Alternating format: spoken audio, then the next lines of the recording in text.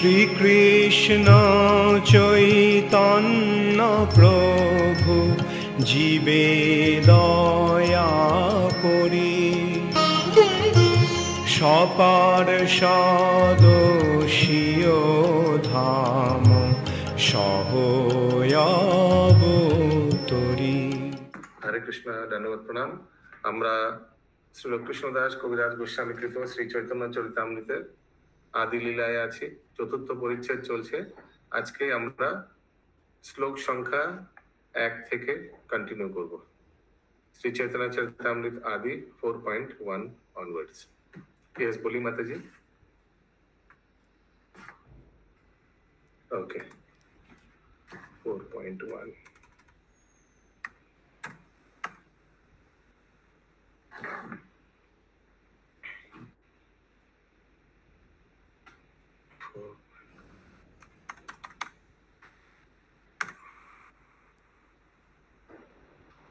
पहला श्लोक।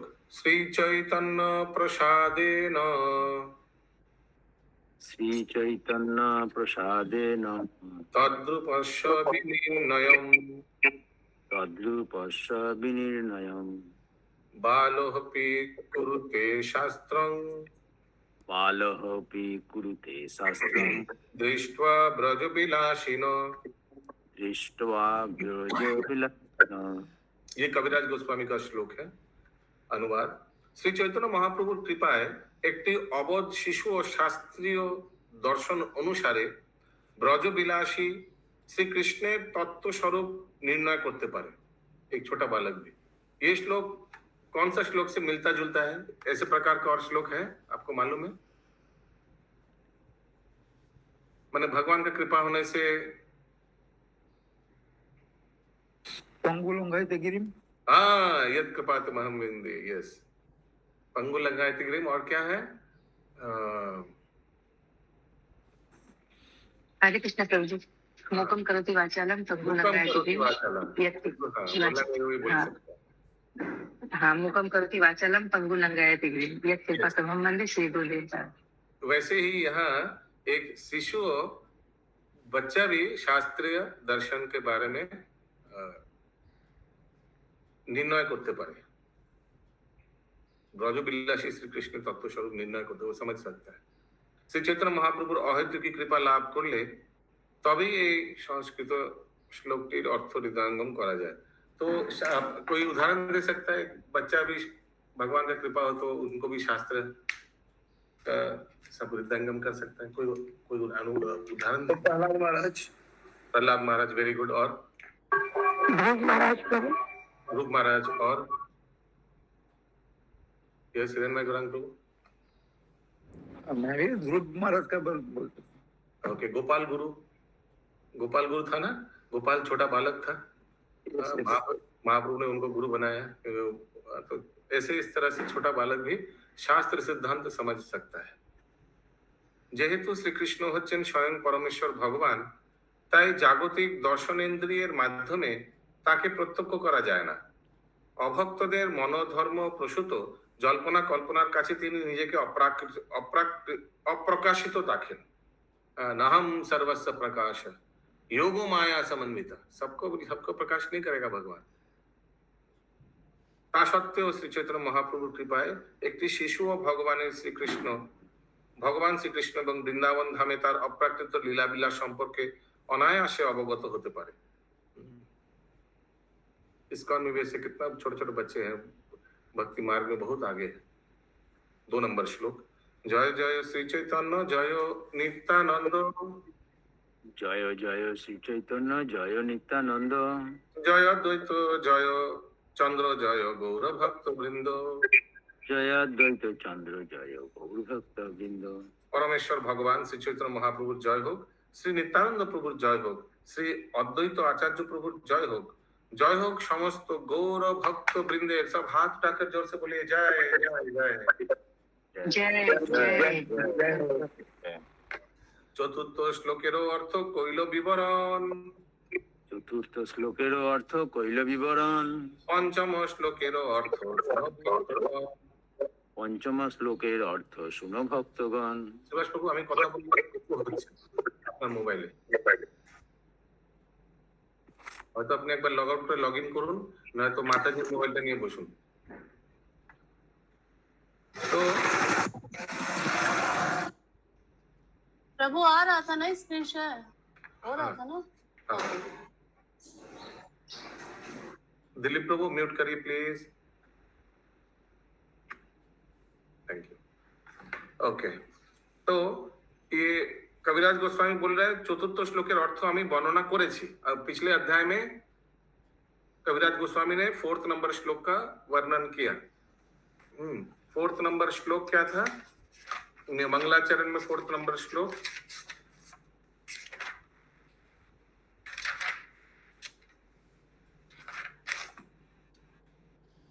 পূর্বে বহুকাল পর্যন্ত যা অর্পিত হয়নি এবং উন্নত উজ্জ্বল রসময়ী নিজের ভক্তি সম্পদ দান করার জন্য যিনি করুণাবশত কলিযুগে অবতীর্ণ হয়েছেন, যিনি স্বর্ণ থেকে সুন্দর দ্যুতি সমূহ দ্বারা সমুদ্ভূত, সেই শ্রী সচিনন্দন श्री हरि सर्वदा तुम्हारे हृदय कंदरे स्फुरित हो।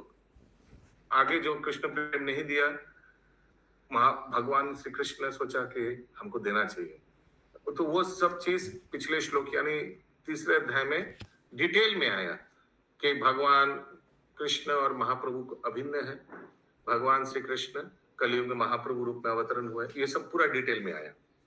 अभी कविराज गोस्वामी बोल रहे हैं मंगलाचरण का 5th जो श्लोक है उसके बारे में श्रवण करिए। तो हम लोग एक बार पलट के देखेंगे मंगलाचरण का 5th श्लोक क्या है, उसका मैं अनुवाद पढ़ रहा हूं। श्री राधिका श्री कृष्णेर प्रणयेर विकार स्वरूपा, সুতরাং শ্রীমতী রাধারানী শ্রীকৃষ্ণের আলাদিনী শক্তি।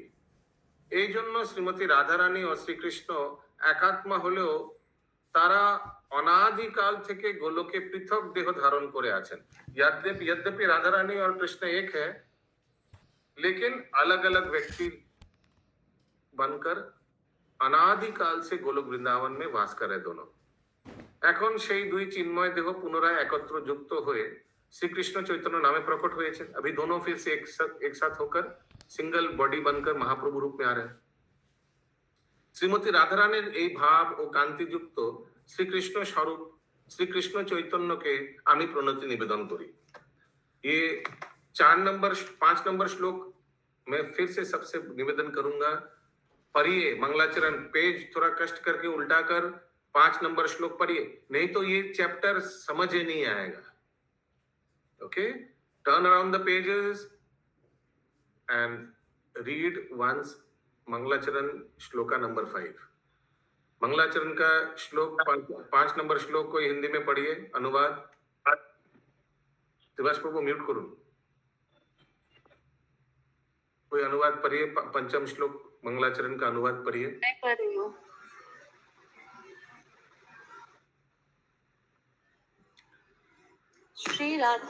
श्री राधा तथा कृष्ण की माधुर्य लीलाएं भगवान की अंतरंगा लादिनी शक्ति की दिव्य अभिव्यक्तियां हैं। यद्यपि राधा तथा कृष्ण अभिन्न हैं, किंतु उन्होंने अपने आप को अनादिकाल से पृथक कर रखा है। अब ये दोनों दिव्य स्वरूप पुनः श्री कृष्ण चैतन्य के रूप में मिलकर एक हो गए हैं। मैं उनको नमस्कार करता हूँ जो साक्षात चैतन्य यानी महाप्रभु का इसकी असुविधा बीच में सब मत करिए दिलीप प्रभु।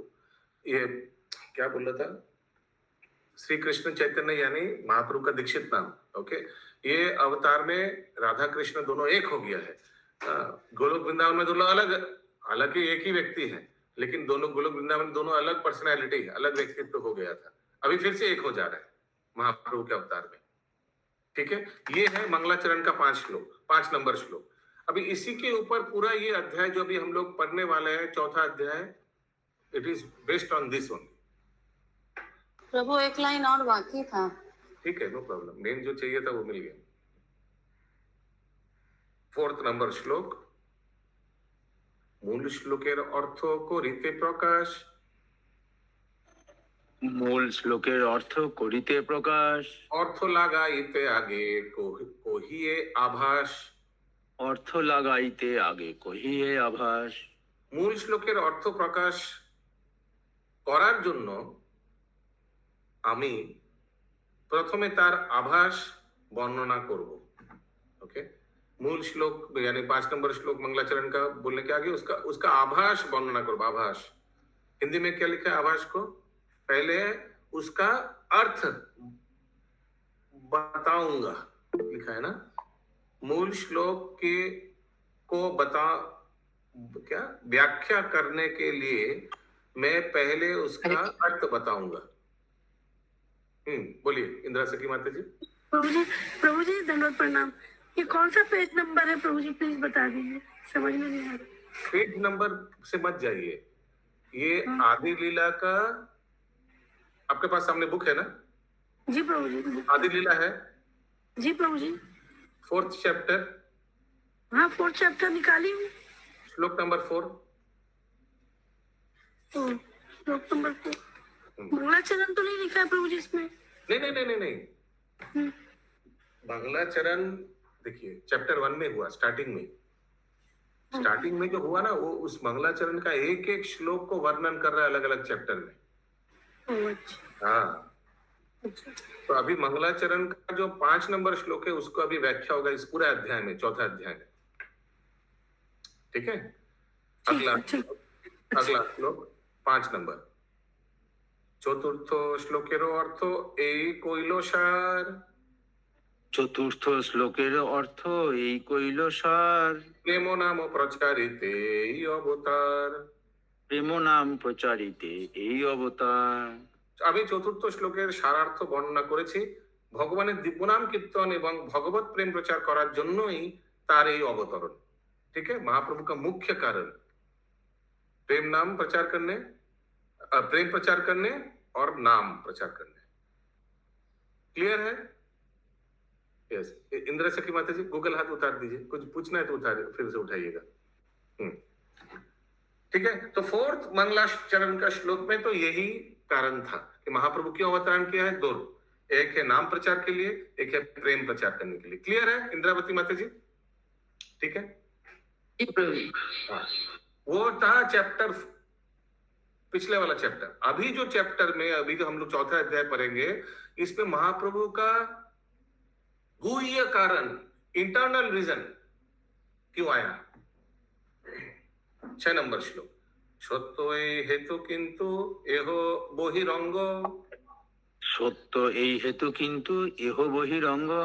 আরো এক হেতু শুনো আছে অন্তরঙ্গ। আরো এক হেতু শুনো আছে অন্তরঙ্গ।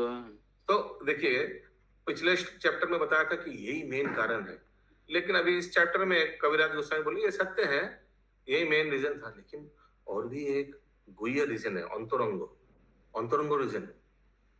যদিও সেই কথা সত্য, তবে এগুলি হচ্ছে শ্রী চৈতন্য মহাপ্রভুর অবতরণের বাহ্যিক কারণ। শ্রী চৈতন্য মহাপ্রভুর অবতরণের আরো একটি নিগুড় অন্তরঙ্গ কারণ রয়েছে। অনুগ্রহ করে সেটি শ্রবণ করুন। তাৎপর্য 3য় পরিচ্ছেদের 4th শ্লোকে স্পষ্টভাবে বলা হয়েছে যে কৃষ্ণ প্রেম দান এবং কৃষ্ণের দিব্য নাম সমন্বিত হরে কৃষ্ণ মহামন্ত্র কীর্তন প্রবর্তন করার জন্য শ্রী চৈতন্য মহাপ্রভু আবির্ভূত হয়েছিলেন। সেইগুলি হচ্ছে শ্রী চৈতন্য মহাপ্রভু আবির্ভাবের বাহ্যিক কারণ, এক্সটার্নাল রিজন। তার আবির্ভাবের অন্তরঙ্গ কারণটি ভিন্ন, যা এই পরিচ্ছেদে ব্যক্ত হয়েছে।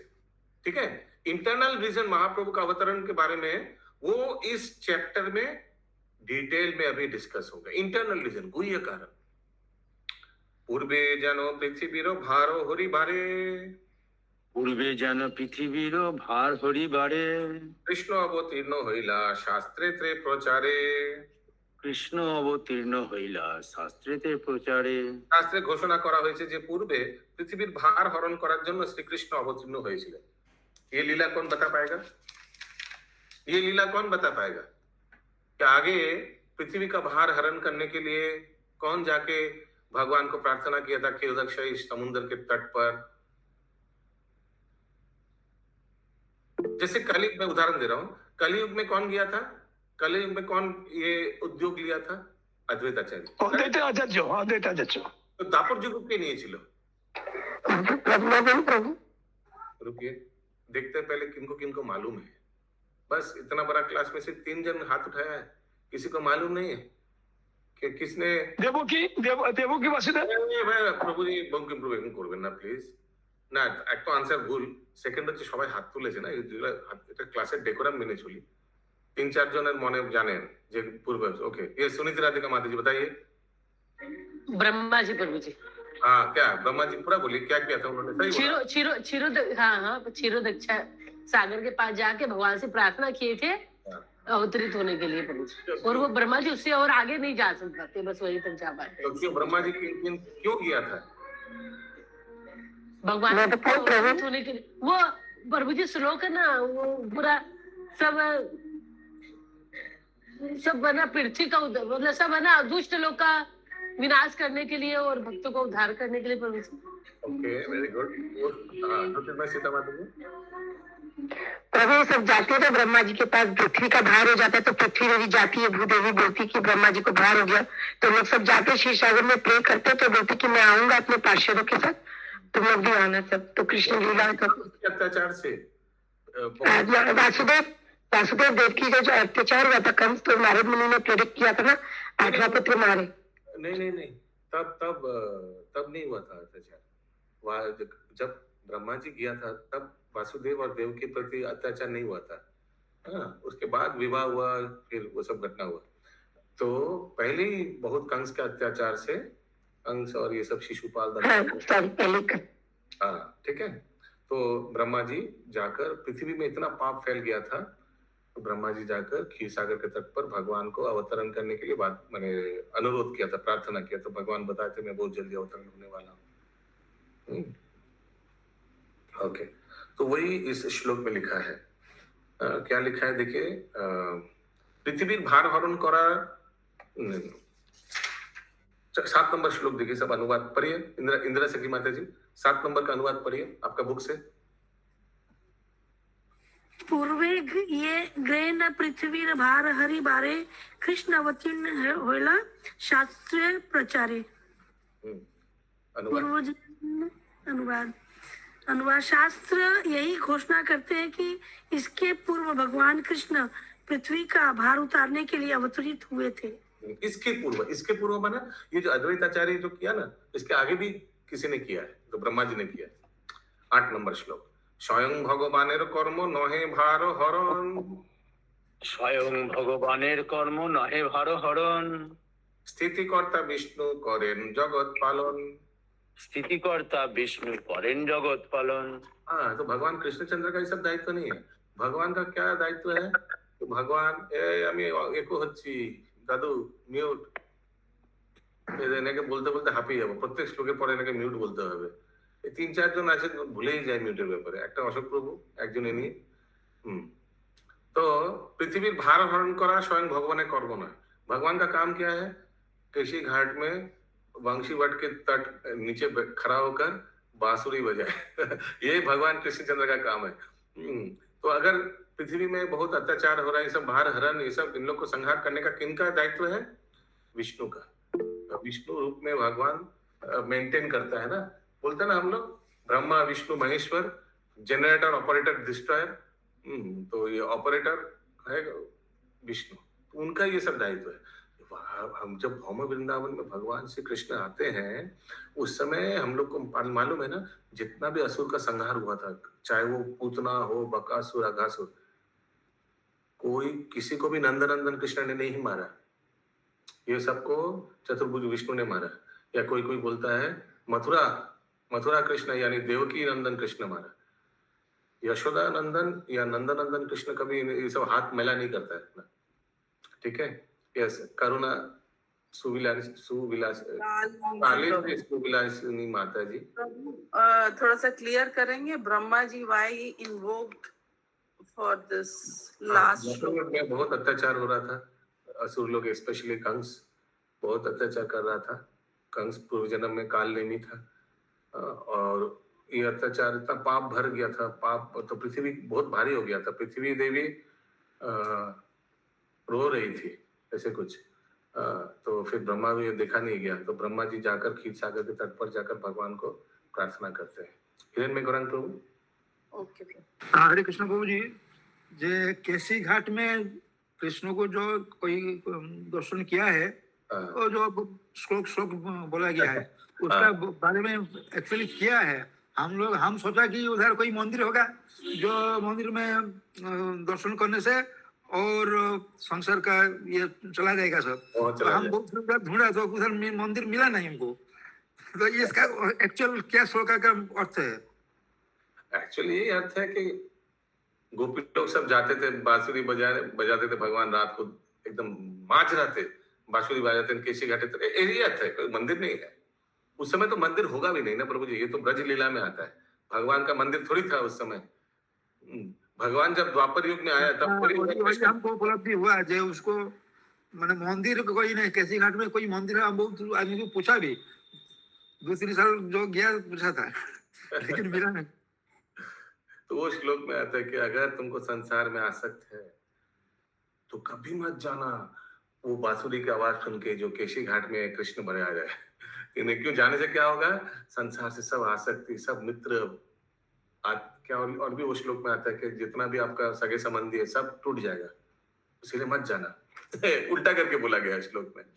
यस, करुणा राधे माता जी। हरे कृष्ण प्रभु जी, प्रणाम प्रभु। अभी आपने बताया ना कि नंदन कृष्ण ने कभी किसी का वध नहीं किया, तो फिर कौन कोई आचार्य बोलता है कि ये विष्णु ने चतुर्भुज, या सबसे है ये देवकी नंदन कृष्ण या वासुदेव नंदन कृष्ण, जिन्होंने इनकारनेशन लिया, वो मारते सब असुर को। भगवान नंदन कृष्ण कभी हाथ मैला नहीं करता है, वो सिर्फ गोपियों के साथ डांस करता है, गोचारण करता है। ठीक है, ओके। अगला श्लोक 9 नंबर। किंतु कृष्णेरो जयी হয় विष्णु, किंतु कृष्णेर जयी হয় अवतार काल। কিন্তু কৃষ্ণের যেই হয় অবতার কাল। किंतु कृष्णेर जयी হয় अवतार काल। কিন্তু কৃষ্ণের যেই হয় অবতার কাল। ভার হরণ কাল তাতে হইল মিশাল। ভার হরণ কাল তাতে হইল মিশাল। यस, वेदगामिनी राधा रानी माता जी। हरे कृष्णा प्रभु जी। प्रभु जी, ये जो देवकी नंदन है, अक्रूर जी जो लेके गए थे मथुरा कृष्ण जो बलराम जी को, तो वो जो लीला हुआ था कि नदी के अंदर भी जा रहे हैं, बाहर भी हैं और भीतर भी हैं, तो वो जो लेके गए वो विष्णु जी को लेके गए थे क्या? नहीं, विष्णु नहीं, देवकी नंदन को नहीं है। देवकी नंदन कृष्ण या वासुदेव नंदन कृष्ण मथुरा गया था। तो फिर दोनों में डिफरेंस क्या है? आप अभी बोले ना कि देवकी नंदन कृष्ण मारे हैं जितने असुर को, यशोदा नंदन नहीं मारे हैं। हाँ, तो यही डिफरेंस है दोनों में कि यशोदा नंदन यानी वृंदावन के दुलारी कृष्ण, उनको ये सब असुर वध उनको अच्छा नहीं लगता है। तो जब भी कोई असुर डिस्टर्ब करता है, he expands himself into Mathura Krishna या देवकी नंदन कृष्ण या वासुदेव नंदन कृष्ण, सब एक ही है। क्लियर हुआ?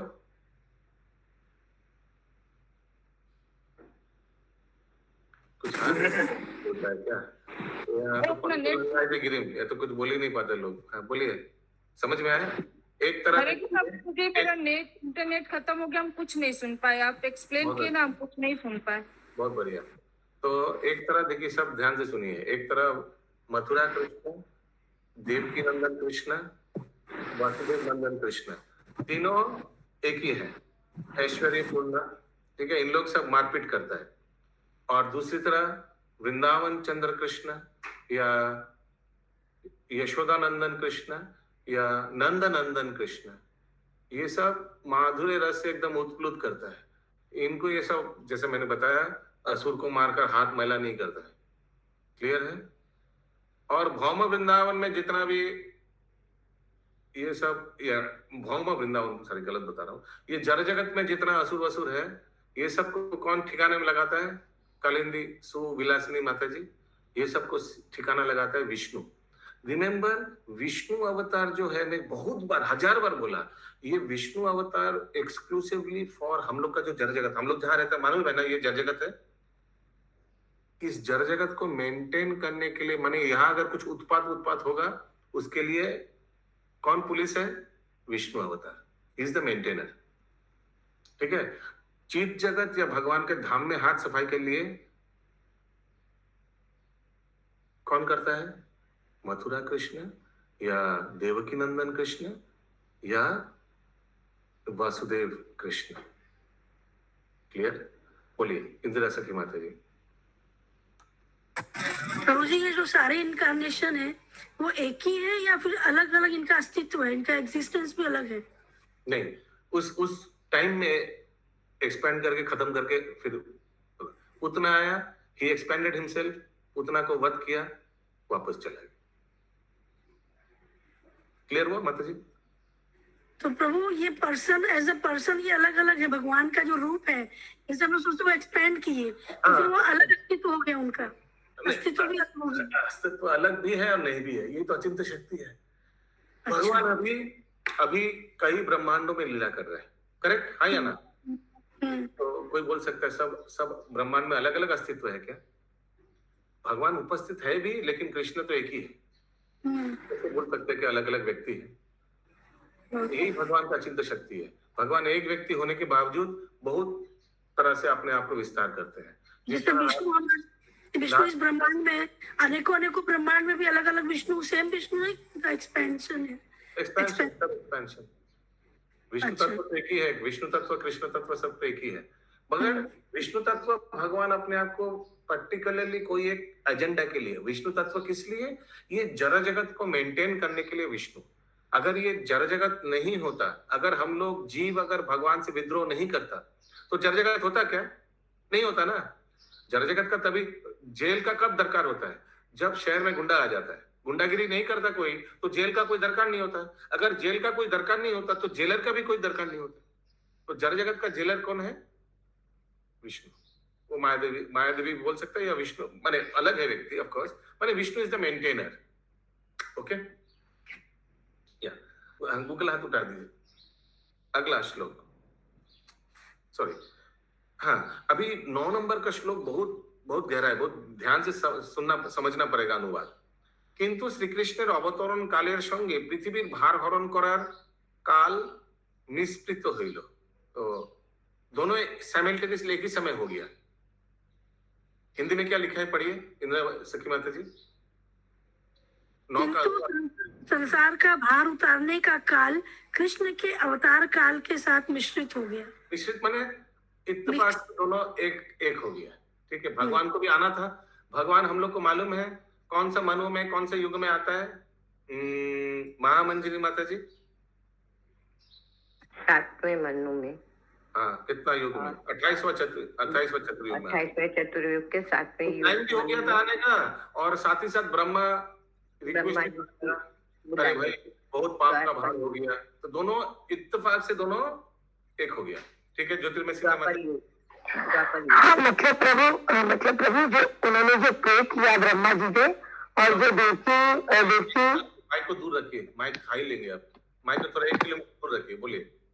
जो देवकी वसुदेव जो प्रे किया, मतलब भगवान ने उनको बोला कि मैं आऊंगा आपका पुत्र बनके, और जो ये कंस वाला जो था, जो बर्डन हो गया था, वो दोनों एक साथ कोइंसिडेंस हो गया। गलत।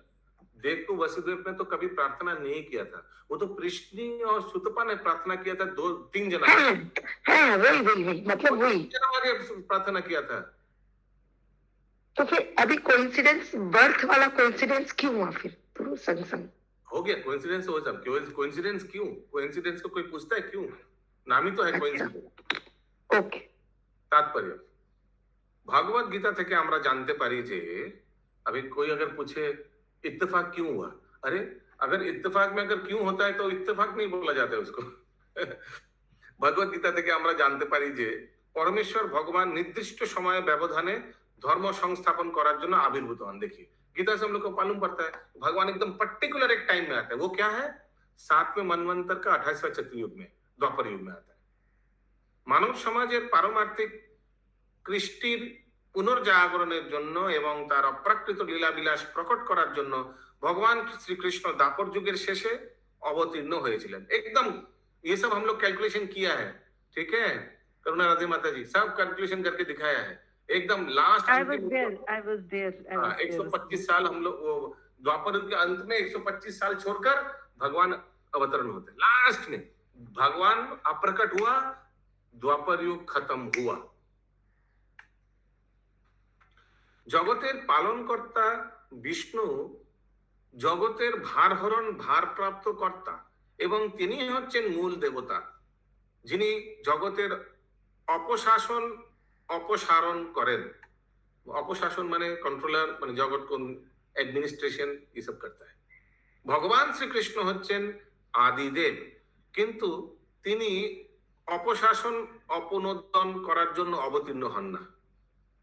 তিনি অবতরণ করেন তার লীলা বিলাস প্রদর্শন করানোর মাধ্যমে বদ্ধজীবদের তাদের প্রাকৃত আলোয় ভগবত ধামে ফিরিয়ে নিয়ে যাওয়ার জন্য। ओके, भगवान श्री कृष्ण क्यों अवतरण होते हैं? हाँ, भगवान श्री कृष्ण लिखता है परित्राणाय साधुना विनाशाय च दुष्कृतम, लेकिन एक्चुअली भगवान अवतरण होते हैं विनाशाय च दुष्कृतम के लिए नहीं, परित्राणाय साधु के लिए भगवान अवतरण होंगे। भगवान है बहुत आकर्षण, कृष्ण शब्द का नाम ही है आकर्षण। भगवान का लीला करेंगे, भगवान सब देखेगा, सब सुनेगा, उसके बारे में पढ़ेगा और सब भगवान से आकृष्ट होगा और सब भक्ति करने लगेगा और फिर भगवत धाम जाएगा।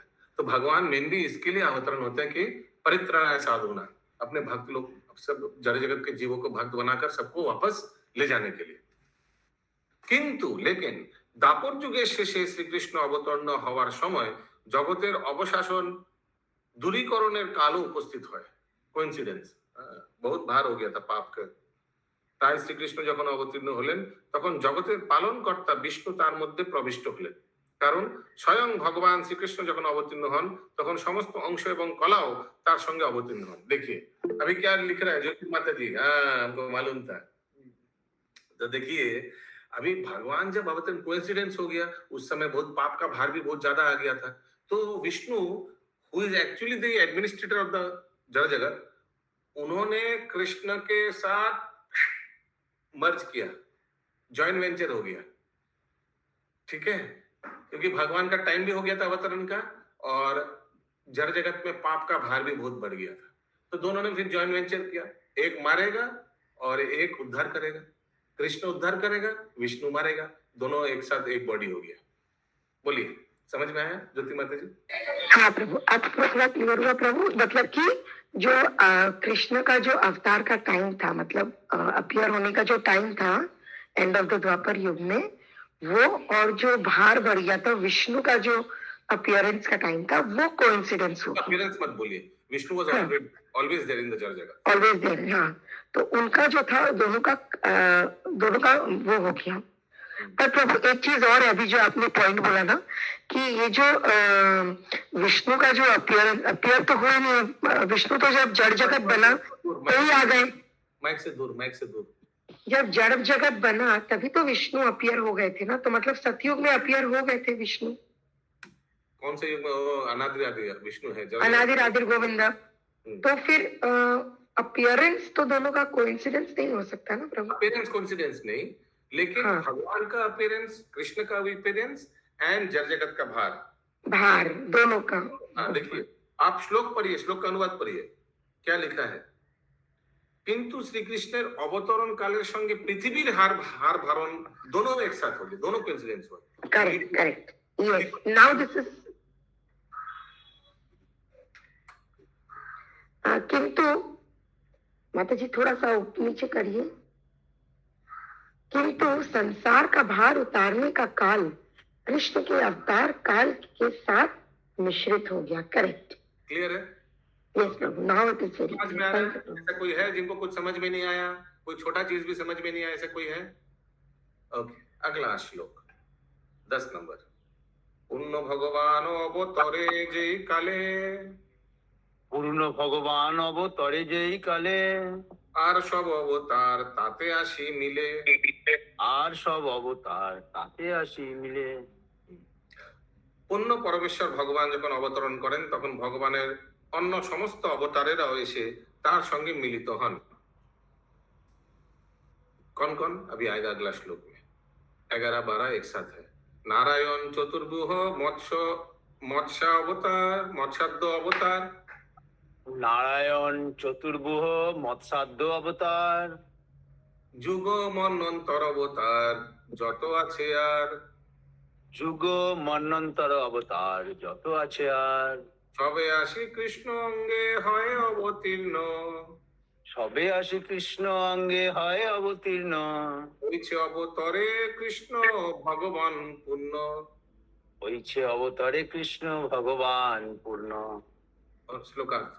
নারায়ণ চতুর্গুহ মানে বাসুদেব, শঙ্কর্ষণ, প্রদ্যুম্ন ও অনিরুদ্ধ, মৎস্য আদি লীলা অবতার, যুগা অবতার, মন্বন্তর অবতার এবং অন্য সমস্ত অবতারেরা শ্রীকৃষ্ণের অঙ্গে অবতীর্ণ হন। এইভাবে পূর্ণব্রহ্ম ভগবান শ্রীকৃষ্ণ স্বয়ং অবতরণ করেন দ্বাপর যুগে, পুরা কমপ্লিট, পুরা ফুল। অতএব বিষ্ণু তখন কৃষ্ণেরও শরীরে, অতএব বিষ্ণু তখন কৃষ্ণের শরীরে, বিষ্ণু দ্বারে করে কৃষ্ণ অসুর সংহারে। विष्णु द्वारे करे कृष्ण असुर संहारे। तो जितना भौम वृंदावन में जितना असुर को मारा विष्णु ने मारा, भगवान के शरीर में मर्ज हो गया और मारा। সুতরাং তখন শ্রীকৃষ্ণের শরীরে বিরাজমান বিষ্ণুর দ্বারা শ্রীকৃষ্ণ অসুর সংহার করেন। ঠিক আছে,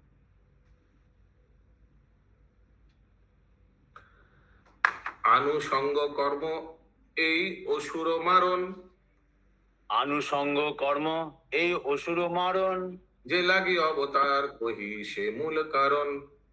যে লাগি অবতার কহি সে মূল কারণ। তো এক বাত बताइए, একটা বাত কথা বলুন শিবাস প্রভু, এই অসুরদের মারা এটা কি মেন কারণ ভগবানের অবতরণের? না, इसीलिए यहाँ लिखा है आनुषंगिक कारण है, সাবসিডিয়ারি, সাপ্লিমেন্টারি, এক্সট্রা। অসুরদের সংহার করা হচ্ছে ভগবানের একটি আনুষঙ্গিক কর্ম। তার অবতরণের মূল কারণ আমি এখন বর্ণনা করব। अभी मेन जो इंटरनल रीजन जो बताया था ना, वही अभी बहुत इंपॉर्टेंट, बहुत ध्यान से सुनिए, नहीं तो फर्क समझ नहीं आएगा। प्रेम और रस निर्जस। हरे कृष्णा प्रभु, हरे कृष्णा प्रभु, थोड़ा गंगा जी का दर्शन कीजिए। गंगा जी, गंगा मैया की जय, गंगा दर्शन। गंगा मैया की जय जय। Thank you, thank you. Panihati धाम का गंगा दर्शन कीजिए। Okay okay. हरि बोल, हरि बोल। প্রেম রস নির্যাস করিতে আস্বাদন, প্রেম রস নির্যাস করিতে আস্বাদন, রাগ মার্গ ভক্তি লোকে করিতে প্রচারণ, রাগমার্গ ভক্তি লোকে করিতে প্রচারণ, রসিক শেখর কৃষ্ণ পরম করুণ, রসিক শেখর কৃষ্ণ পরম করুণ। এই দুই হেতু হইতে ইচ্ছার উদ্গম। এই দুই হেতু হইতে ইচ্ছার উদ্গম। यस माता जी। मतलब कि जब कृष्ण आए थे तो वहां पे उस समय बर्डन बहुत भर गया था कंसा का, तो उस समय पे भी दमन करने आए थे। और अभी भी जब कलयुग में चैतन्य महाप्रभु आएंगे तो भी लोग इतना पतित हो चुके होंगे कि उनको डिवोशनल प्रैक्टिस सर्विस दे, मतलब डिवोशन चैंटिंग सिखाने के लिए, हरिनाम देने के लिए, मतलब उनके अंदर के डीमन को मारने के लिए महाप्रभु आएंगे। और उस समय भी भगवान आते हैं ब्रज के प्रेम को लुटाने के लिए, और अभी भी चैतन्य महाप्रभु आएंगे प्रेम का रस आस्वादन करवाने। नहीं नहीं नहीं नहीं, ये गलत बोला आपने। उस समय रस आस्वादन करवाने आएंगे ना प्रभु अभी चैतन्य महाप्रभु। आपने बोला पहले उस समय भी आए थे, यानी द्वापर युग में भगवान आए थे ब्रज प्रेम आस्वादन कराने, ऐसे कुछ बोला आपने अभी क्या? हाँ, ब्रज प्रेम देने, मतलब लोगों को बताने, माधुर्य प्रेम इज द हाईएस्ट। नहीं नहीं नहीं, कृष्णचंद्र में आए थे ब्रज प्रेम देने के लिए, कभी नहीं। आपने बोला ना अभी इसके पहले कि कृष्ण आए थे, इसके पहले वाले श्लोका में आपने बोला था ना कि कृष्ण आए थे प्रेम देने के लिए अपना। नहीं नहीं नहीं, हम वो लिखा था श्लोक में आया था कि भगवान द्वापर युग के अंत में सोचता है कि मैं अवतरण हुआ, लेकिन वो जो कृष्ण प्रेम जो बहुत दिन से मैंने नहीं दिया, ऐसा आया था। हाँ हाँ हाँ, वही। बहुत दिन से नहीं दिया। हाँ, आपने बोला दिया, हमने बोला नहीं दिया, दोनों अपोजिट है। ठीक है, नहीं, मतलब वही देने ही आए थे, दिया नहीं तो इसलिए देने ही आए थे। तो वो तो बहुत दिन से आएंगे महाप्रभु रूप। हाँ आएंगे। अच्छा, ओ कृष्ण प्रेम नहीं दिया तो इसलिए देने आएंगे। पर बोला ना कि मेरा मेन काम है भक्तों का डिलीवरेंस करना, ना कि किल करना। ये आया था ना आपने इस श्लोका में, main work in the shloka 9। वो अभी हो गया। आपके एक प्रश्न से बहुत सब्सिडरी प्रश्न हो जा रहा है। ঠিক है ओके प्रभु। हाँ, हमको थोड़ा বেশি ঢুকতে এই আগে পিছে এত চিন্তা করলে আর এই পড়ার যে রসটা সেটা নষ্ট হয়ে যাচ্ছে। हाँ 15-16 नंबर श्लोक। अभी देखिए इसका अनुवाद में पढ़ रहा हूँ, बहुत इंपॉर्टेंट कि क्यों आया गुह्य कारण। দুইটি কারণে ভগবান এই জগতে অবতীর্ণ হওয়ার ইচ্ছা করেন। ভগবত প্রেম রসের নির্যাস আস্বাদন করা, খুদ আস্বাদন, এবং এই জগতে রাগ মার্গ বা স্বতঃস্ফূর্ত মানে স্পন্টেনিয়াস, उसी को बोलते हैं रागानुगा भक्ति, স্পন্টেনিয়াস ভক্তি, অনুরাগের স্তরে ভগবত ভক্তি প্রচার করা। তাই তিনি রসিক শেখর এবং পরম করুণ নামে পরিচিত। ठीक है, अभी बट यही खत्म नहीं हुआ। ये श्लोक को अभी देखिए बहुत बार आएगा कि यही मेन है, यही मेन है, लेकिन इस चैप्टर में जो मेन 3 कारण है वो आएगा बाद में। अभी ये श्लोक में क्या कारण दिया? 2 ठो, एक है खुद आस्वादन करना और दूसरा क्या है? रागानुगा भक्ति प्रचार करना। फिलहाल अभी कंपेयर मत कीजिएगा। ये श्लोक में किसी को प्रॉब्लम है? My point is take every shloka in isolation, don't connect. Connect करने से बहुत गड़बड़ हो जाएगा, क्योंकि बहुत जगह में बोल रहे हैं यही मेन कारण है, यही मेन कारण है। आप बोलेगा अरे भाई कौन सा मेन कारण है? कभी कभी बोलते हैं यही मेन कारण है, कभी बोलते हैं यही मेन कारण है। तो उसीलिए ये श्लोक में किसी को समझ में दिक्कत हो रहा है कि शतस्फूर्त तो राग मार्ग ये सब प्रचार करने आया था महाप्रभु। ओके, अगला श्लोक। तो इसके आगे क्या होता था? वैदिक भक्ति होता था। तो महाप्रभु आकर रागानुगा भक्ति का प्रचार किया, स्पॉन्टेनियस, विधि विधान से, स्पॉन्टेनियस। तात्पर्य देखिए बहुत क्लियर होगा। শ্রীকৃষ্ণ এই ধরাধামে প্রকটকালে তার ভগবত্তার মধ্যে বিরাজমান শ্রী বিষ্ণুর দ্বারা কংস, জরাসন্ধ আদি ভগবত ভক্তিহীন অসুরদের সংহার করেছিলেন। ঠিক আছে, দ্বাপর যুগে এই ধরনের সংহার পর্ব ছিল তার অবতরণের আনুষঙ্গিক কার্যকলাপ, एक्स्ट्रा, क्योंकि भगवान द्वापर युग में तो लोगों को मारने के लिए नहीं आया। ठीक है, ये आया तो उसमें मार भी दिया, हाथ भी सफाई कर लिया था। यस, बोलिए रत्ना प्रभा माता जी। हरे कृष्णा प्रभु जी, साधु प्रणाम प्रभु जी। कल का हेड काउंट। हाँ थैंक यू, ठीक है थैंक यू। কিন্তু শ্রীকৃষ্ণ আবির্ভাবের মূল কারণ হচ্ছে বৃন্দাবনে অপ্রাকৃত লীলা বিলাস করার মাধ্যমে জীবের সঙ্গে তার অপ্রাকৃত প্রেম বিনিময়ের দ্বারা প্রেমময়ী সম্পর্কে সর্বোত্তম রস आस्वादन करा। ओके, खुद आस्वादन करने के लिए भगवान द्वापर युग में आए थे, वही लिखा है। এই রসের বিনিময়কে বলা হয় রাগ ভক্তি বা অপ্রাকৃত অনুরাগের মাধ্যমে ভগবত সেবা। भगवान के মানে আর ভক্তों के साथ जो आदान प्रदान होता है। ভগবান শ্রীকৃষ্ণ সমস্ত বদ্ধ জীবদের জানাতে চান যে তিনি বৈদিক ভক্তি থেকে রাগ ভক্তির দ্বারাই অধিক আকৃষ্ট হন। वेरी इंपॉर्टेंट और कंट्रोवर्शियल स्टेटमेंट। भगवान समझाना चाहते हैं कि वैदिक भक्ति से भी ज्यादा उनको क्या अच्छा लगता है? राग भक्ति। यानी राग भक्ति शॉर्ट फॉर्म, फुल फॉर्म क्या है? रागानुगा भक्ति, माने स्पॉन्टेनियस। वैदिक भक्ति क्या है? जो रूल्स एंड रेगुलेशंस हम लोग फॉलो करते हैं। तभी कोई बोल सकता है प्रभुपाद हम लोग को क्यों फिर ये सब दिया? डायरेक्ट रागानुगा दे देता, बोल सकता ना कोई? हम लोग जो डेली सुबह उठ के जप कर रहा है, मंगल आरती, ये तो वैदिक भक्ति में आता है। ये सब क्यों दिया प्रभुपाद जी? कोई पूछ सकता है? यस, महामंजरी माता जी। प्रभु, विधि विधान अगर नहीं जानेंगे तो फिर रागानुगा तक पहुंच नहीं सकेंगे, पहले विधि विधान से जानना होगा। एकदम। हाँ, जैसे मैं एक सबसे सिंपल उदाहरण दे रहा हूँ। व्यक्ति का करियर क्या होगा, एक्चुअली वो क्लास 9, 10, 11, 12 भी डिसाइड करता है, क्योंकि उसमें वो कॉमर्स लेता है या साइंस लेता है या आर्ट्स लेता है। तो क्या ये बोलना ठीक होगा या गलत होगा कि करियर क्या बनेगा वो क्लास 11, 12 भी डिपेंड करता है? हाँ या ना? सही है ना? यस प्रभु जी, यस। तो हम लोग फिर माता पिता को कंप्लेन कर सकते हैं, आप बचपन में हमको डायरेक्ट क्लास 11, 12 में क्यों नहीं भर्ती करवाया? ये होता है थोड़ी क्या? अगर सोचिए छोटा बच्चा जाकर नर्सरी में नहीं भर्ती होगा, प्रिंसिपल को बोलेगा ये नर्सरी से क्लास 10 तक पढ़ाई तो बेकार है, आप हमको डायरेक्ट सर 11 और 12 में भर्ती करा लीजिए। तो प्रिंसिपल कराएगा क्या? महामंत्री माता जी बोले हाँ कराएगा। नहीं नहीं नहीं नहीं बोल रहे, नहीं। हाँ नहीं कराएगा। क्यों? स्कूलों का चीज नहीं पढ़ेंगे तो 10th क्लास का कैसे पढ़ पाएंगे? हाँ यही बात। उसको पता ही नहीं हो कि 10 क्लास में जाने से हो, बच्चा तो बच्चा के हिसाब से जा रहा है ना, उसको आगे फ्यूचर का पता ही नहीं ना उस समय कि 10 क्लास में जाके हमको क्या लेना है, क्या करेगा, साधना भक्ति करेगा, फिर भी इस तरह तो प्रिंसिपल क्या उत्तर देगा? प्रिंसिपल को अगर बच्चा बोलेगा हमको 11 में डायरेक्ट भर्ती कराइए ना, उसी से तो मेरा करियर होगा, तो प्रिंसिपल बोलेगा बेटा तुम एक काम करो, केजी टू 9 पढ़ो, 10 में तुमको पता चल जाएगा कि 11 में क्या लेना है, साइंस लेना है, आर्ट्स लेना है या कॉमर्स लेना है, पता चल जाएगा। उसके लिए तुमको अभी से डायरेक्ट घुसना नहीं है, तुम पहले ये सब करो। ठीक वैसे ही हम लोग विधि भक्ति करते करते जब क्लास 19 आ जाएगा तब हम लोग को पता चल जाएगा, जिनका थोड़ा दिमाग थोड़ा हाईफाई है वो साइंस ले लेगा, है ना, पता चल जाता ना। कोई कोई माता पिता बोलता है हमारा छेलेर बुद्धि कम, इसीलिए इनको लेना है बी.कॉम ऐसे कुछ बोलता है ना, ये कॉमर्स लेगा कि वो उतना, कोई बोलता है नहीं नहीं हमारा लड़की उतना सब साइंस वाइंस नहीं संभाल पाएगा, तो पता चल जाता है बच्चे का, तो बोला नहीं नहीं ये भाई आर्ट्स ही ले लेगा, ठीक है, वो क्या होम साइंस ऐसे कुछ होता है ना, वही ले लेगा। तो उसी तरह आस्ते से विधि मार्ग करते करते करते जब परिपक्वता आ जाएगा तो ऑटोमेटिक रागानुगो में चला जाएगा, बोलना नहीं पड़ेगा किसी को। क्लियर है?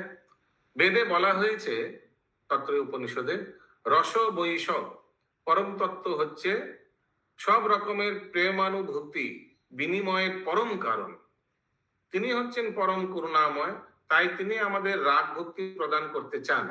এভাবেই তিনি তার অন্তরঙ্গা শক্তিতে প্রকাশিত হন, বহিরঙ্গা শক্তির দ্বারা নিয়ন্ত্রিত হয়ে তিনি आविर्भूत हन ना। तो कोई नहीं समझे कि भगवान बहिरंगा शक्ति के वशीभूत होकर, भगवान अंतरंगा शक्ति के वशीभूत होकर आता है। भगवान जब आविर्भूत होता है तो कौन संभालता है भगवान का शक्ति को, माने भगवान का लीला को कौन? योग माया। और ये योग माया अंतरंगा शक्ति का प्रतीक है। ओके, तो भगवान जब अवतरण होते हैं, भगवान का कुछ हो सकता है जड़ जगत में आया, लेकिन कोई भी मत सोचिएगा जड़ जगत में आया तो भगवान का बहिरंगा शक्ति भगवान को चलाएगा, एकदम नहीं। এখানে রহিল গ্রন্থ অমৃতলা হরি, এখানে রহিল গ্রন্থ অমৃতলা হরি, মদন হরিয়া সবে বল হরি হরি, बदन बोलना हरि बोल, हरि हरि हरि बोल, हरि हरि हरि बोल।